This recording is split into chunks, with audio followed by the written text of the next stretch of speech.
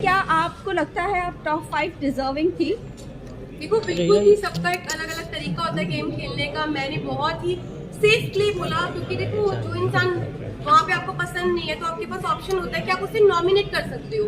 उस घर से नॉमिनेशन हर हफ्ते होती है और यहाँ पे तो हफ्ते में 2 बार होती थी। तो मेरे को नॉमिनेशन से मैं बचती थी, क्योंकि लोग मुझे नॉमिनेट इसलिए नहीं करते थे, क्या पता मैंने उनके दिल में जगह बनाई हो और घर में मैं अच्छा कर रही हूँ तभी लोग मुझे नॉमिनेट नहीं करते थे। और नॉमिनेट नहीं हुई तो इसलिए मैं आउट नहीं हुई, इसलिए मैं टॉप वाली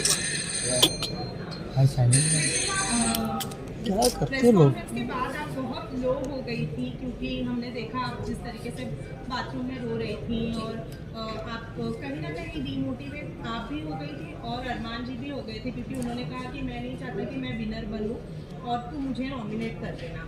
ये लोनेस क्यों? क्योंकि आप लोगों ने कहीं ना कहीं एक्सेप्ट तो कर लिया है कि हमारा रिलेशनशिप है, सब अच्छा है, तो फिर क्यों इतना लो फील किया? देखो सबसे पहले तो जितने भी लोग हैं मैं सबको ये बोलना चाहती हूँ कि हम तीनों बिल्कुल भी सपोर्ट नहीं करते पॉलीगैमी को। और शादी हो गई है, इसको 7 साल हो गए। जब हम लोगों ने शादी की थी हम लोग सोशल मीडिया पे नहीं थे, चीज़ें हो गई।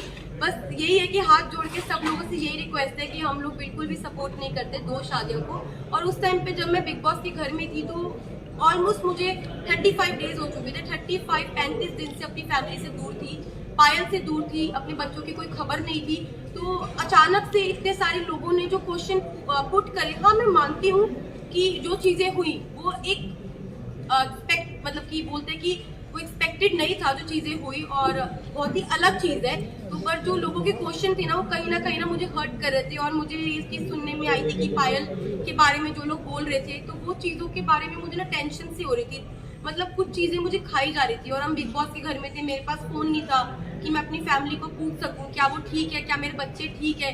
तो बस एक होता है ना कि आप 35 दिन से भरे हुए थे और वो उस दिन जो बातें हुई उस बातों से मुझे तोड़ दिया और मैं इमोशनली ब्रेकडाउन हो गई थी। पर फिर जब मैं रोई और मैंने अपनी जो दिल की बात है मान जी से शेयर करी, फिर मैं थोड़ी सी मेरा जो दिल है वो हल्का हुआ। आप लोगों ने प्रेस कॉन्फ्रेंस के बाद मीडिया को पूरा दोषी करारा, आपने और अरमान जी ने और रणवीर जी ने, कि मीडिया ने आकर ये बोला, क्योंकि मीडिया के पास कोई मुद्दा नहीं था।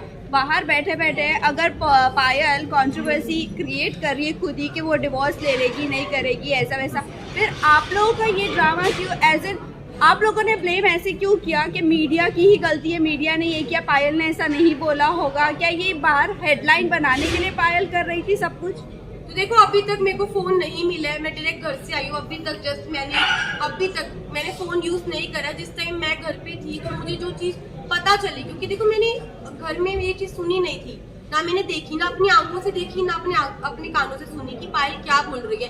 तो मेरे को एक कहीं ना कहीं अरमान जी को, रणवीर जी, सबको ये लग रहा था कि हो सकता है कि कोई मेरे को फॉल्स स्टेटमेंट दी हो या कोई बात को घुमाया गया हो, क्योंकि जब तक इंसान अपनी आंखों से नहीं देखता, अपने कानों से नहीं सुनता, वो विश्वास नहीं कर सकता। लेकिन अरमान जी ने पूरे सीजन में एक दूसरे की सुनते हुए लोगों के ऊपर तहमतें भी लगाई और उन्होंने बराबर से जवाब भी दिया। वो आपको नहीं लगता है कि वो सही है?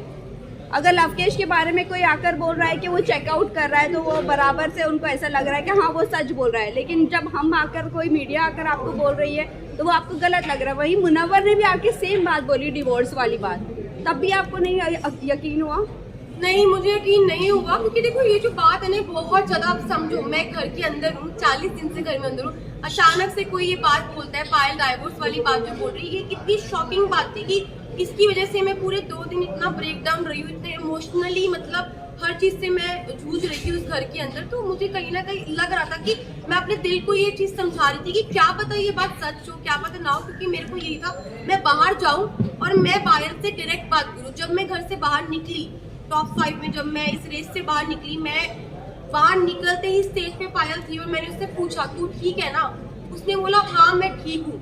बाकी बात की, अभी तक मैंने फोन अपने नहीं देखे, कुछ नहीं। एक minute one by one please.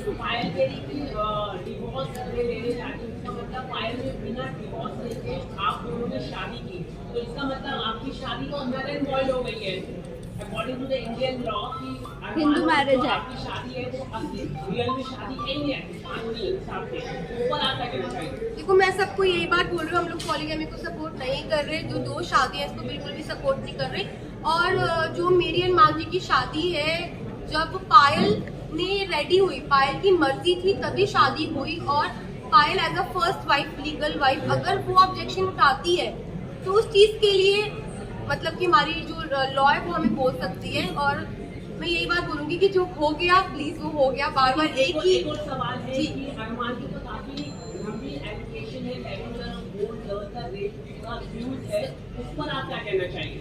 मैं इस पर्सनल चीज के बारे में कुछ नहीं बोलना चाहती। आई एम नॉट क्या सपोज आपको टू मालूम था I am not suppose to say क्या एनी। पायल ने कराया था? आई एम नेक्स्ट क्वेश्चन नहीं। Just a second. रुकिए, जवाब तो देने दीजिए। एनीथिंग। और वही मुझे अपनी न्यायपालिका पे पूरा भरोसा है, जो भी वो फैसला उन्होंने किया है वो बिल्कुल ठीक किया होगा। लास्ट क्वेश्चन अरे कुछ जवाब तो देने दीजिए।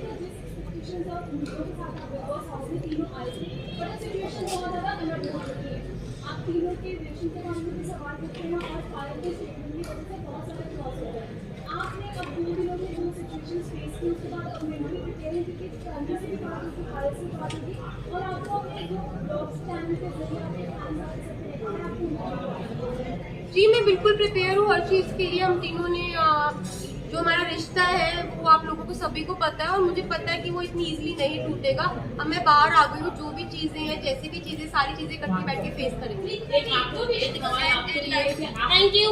अरे एक मिनट मैडम, एक मिनट।